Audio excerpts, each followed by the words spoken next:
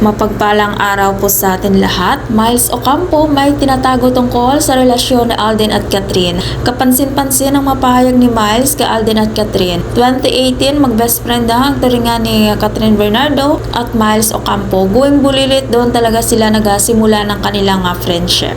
Pero kahit hindi naman madalas na magkita dahil si Catherine nga po, naging busy na ito sa kanyang love team kaya Daniel Padilla. At sa isang interview, nabanggit nga ni Miles na hindi ibig sabihin na hindi na sila nagkikita ni Catherine Bernardo ay hindi na sila magkaibigan.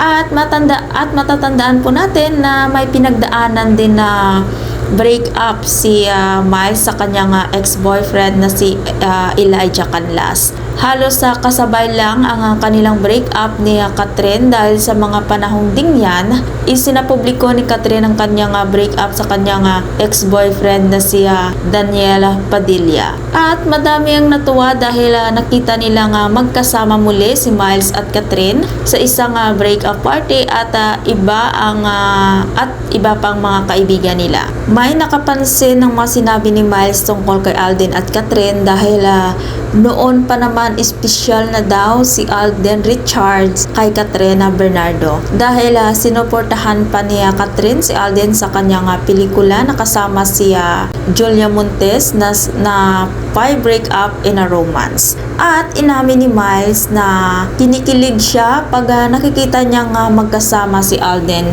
at Catherine. Naku po, sana all. At kung ikaw hindi pa nakasubscribe ng aking channel, mag-subscribe ka na sa aking channel, Ayuski Velasco. Maraming salamat at mapagpalang araw po sa ating lahat.